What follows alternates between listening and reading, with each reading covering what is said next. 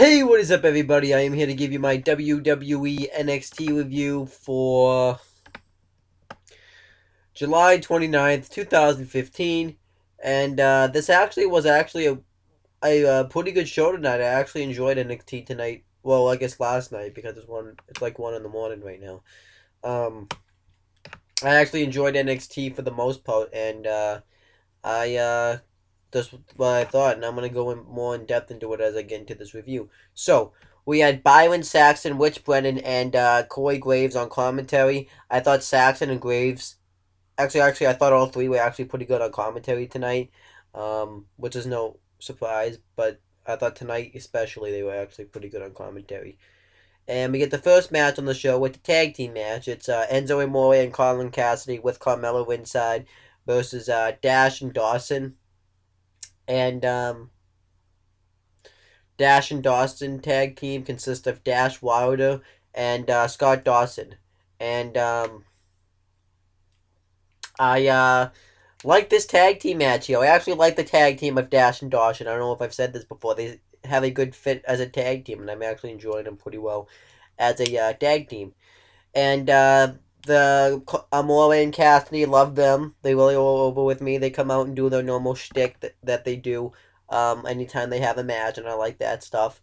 And this was actually a really solid tag team match. Cassidy ends up body slamming Amore onto. I gotta think who it was.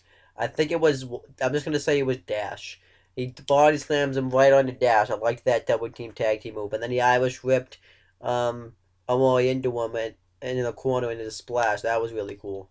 Then eventually Amore cheap shots Dawson off the apron, and then Dash throws Amore into the steel post, and they dominate Amore for a while. They get the heat on him, Dash and Wilder. And then Colin Cassidy gets the hot tag. He starts going off on everybody. He ends up hitting a wicked big boot onto Dawson. And he hits like a twirl, like wasteland type of move onto Dash. And then he tags in Enzo Amore to go up for the elbow drop. And then Dawson throws Amore into the steel steps. And Amore, no, not Amore, Cassidy. Dawson throws Cassidy into the steel steps. And then Amore starts going after him, and then Dash ends up clotheslining Enzo Amore. And they do the sick tag team move, Dash and Dawson, where Dawson gets Amore up, and then Dawson Dash hits a code breaker onto Amore, and he covers him and gets the win. So Dash and Dawson actually went over here. I did not see this coming at all. I was really happy about this, but because I think this could be these two Dash and Dawson could be a future tag team. Well, they're already a tag team, but they could be a great tag team on NXT. So I was happy about this, and I would like to see them eventually down the line hold the NXT Tag Team Championships. I think that would be awesome. So I'm liking this, and it was a nice upset win. You didn't think I completely thought Amore and Cassidy were gonna go over in this match because of the fact that Amore and Cassidy are kind of going for those NXT Tag Team titles right now. Sort of, they're being pushed like that. But no, the Dash and Dawson won, so I was happy about this. And then next, Jason Jordan and Chad Gable gets interviewed, and they talk about how they may not see eye to eye, but they want to get. They know how to get the job done as a tag team, and they're not any of these other jokes you see as a tag team. They go through all the tag teams on NXT, and Chad Gable talks about how we'll always willing, and all that stuff. He goes through his catchphrase. He's always then he wants Jordan to say Gable, but he's like, I'm not saying it. And then Gable says Gable, and he has it on his towel. And I really like this interview segment here. They both cut good promos, so I like this. And then next we had Baron Corbin versus Jesse Sorensen.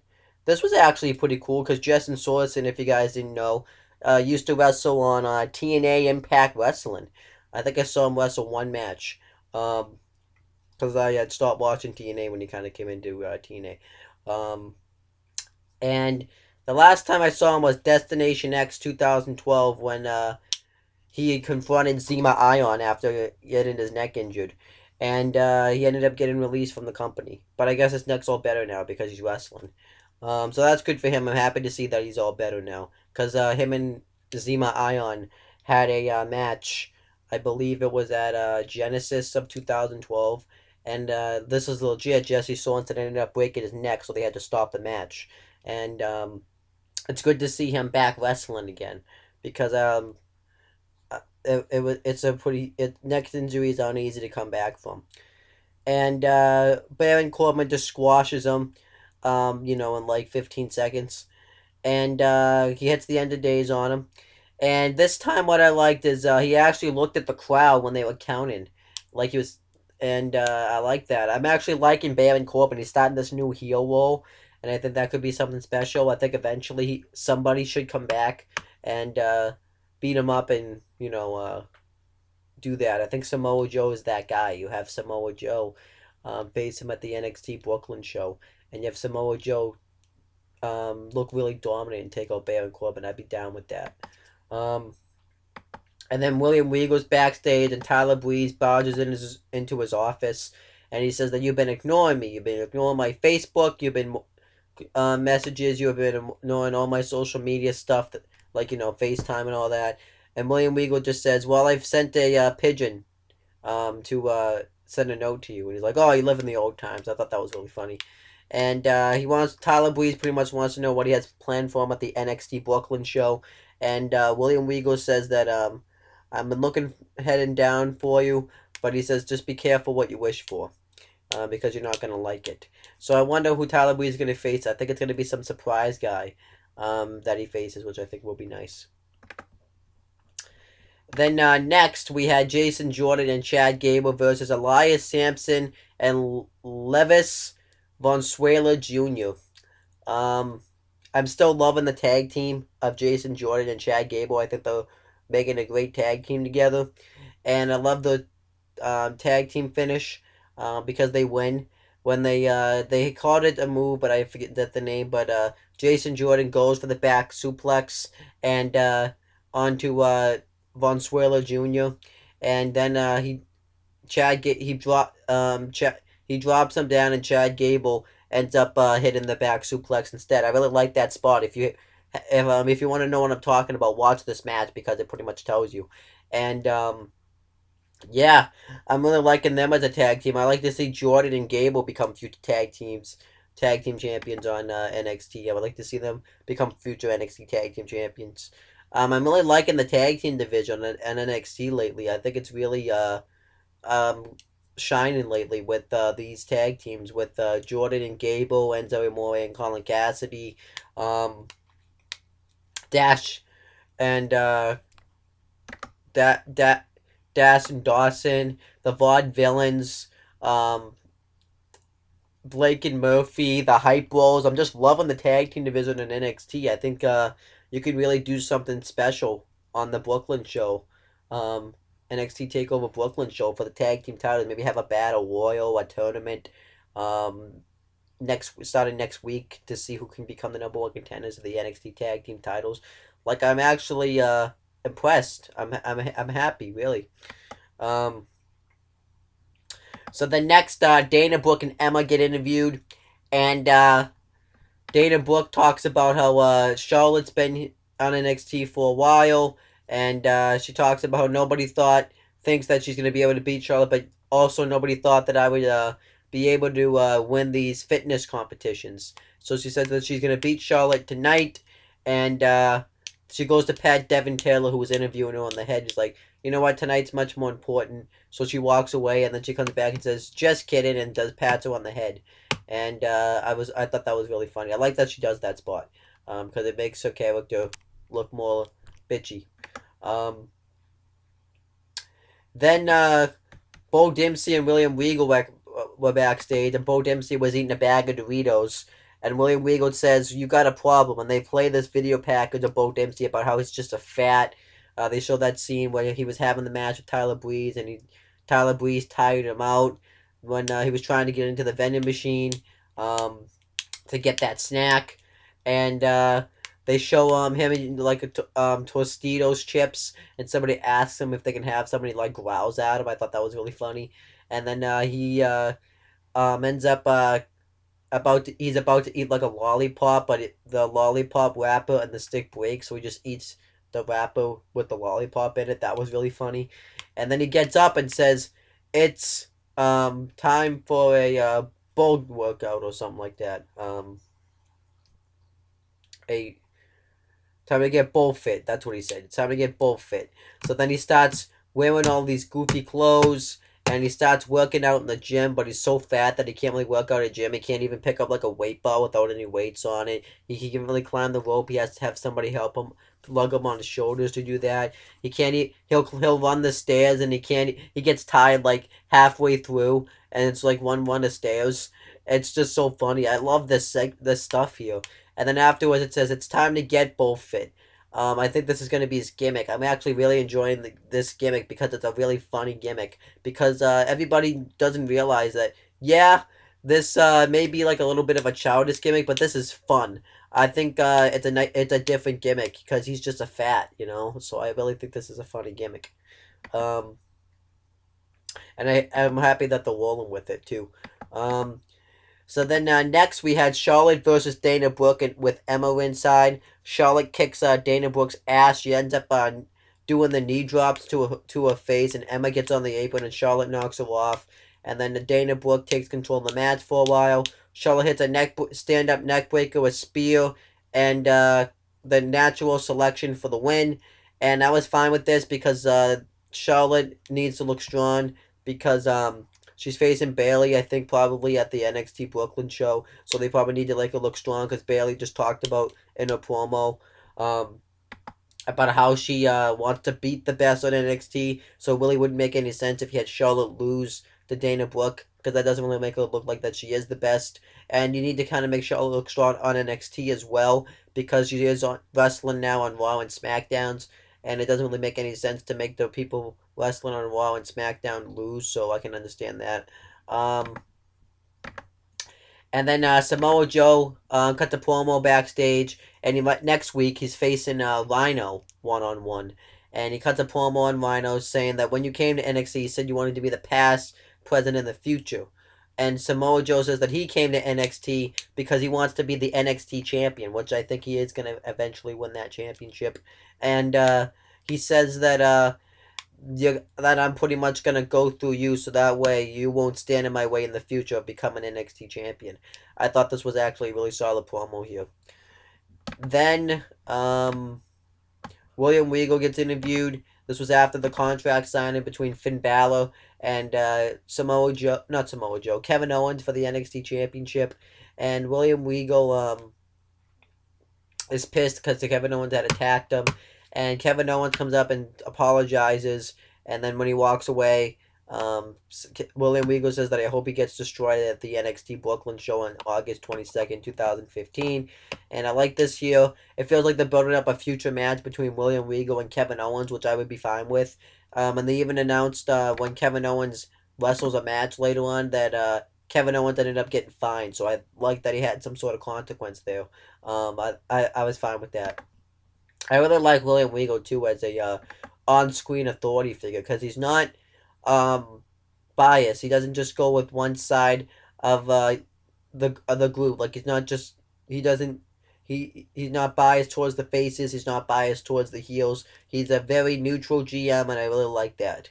I wish they would have that on the main roster.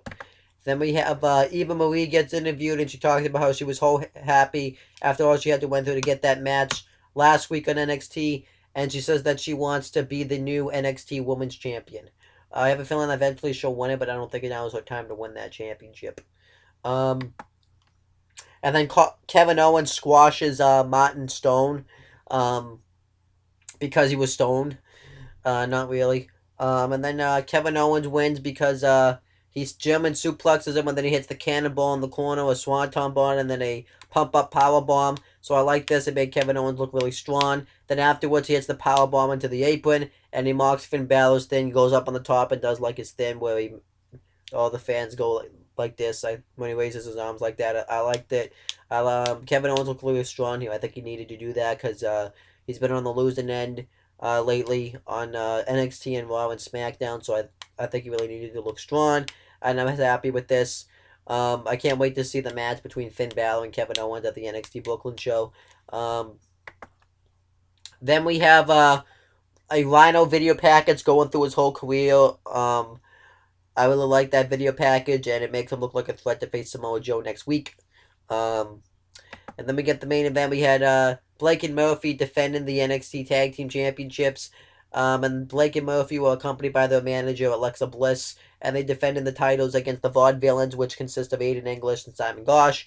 And this was actually a pretty good tag team match. The Vaudevillains were pulling out new moves out of the roster again. Where Simon Gauge did a head scissors, and he tried to get Blake into an armbar. I liked that spot there. And then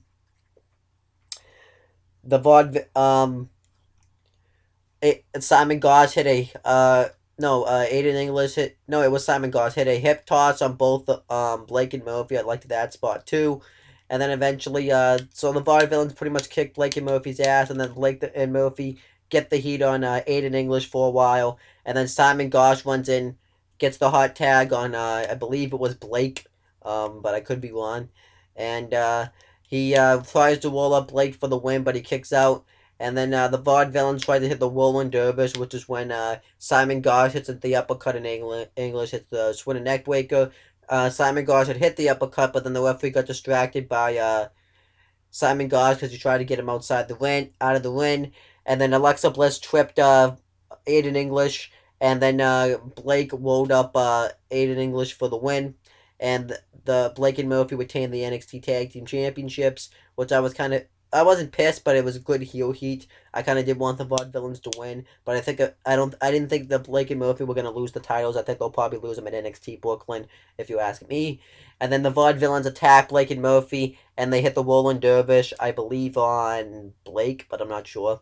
And then Alexa Bliss is the only one in the ring, and they act like they're gonna slap her and punish her, but they just let her leave the ring. And before she leaves, she gets into her face and says you're not gonna do anything because you're cowards and you're weak. And she slaps them both in the face. And I thought at that point she was gonna do something. I really wanted her to, but no, they let her walk away all fine. And I was fine with this, I guess, because it gets heat on Blake and Murphy, and I was fine with this. And that was the end of the show. And like I said, NXT, I really liked the show this week.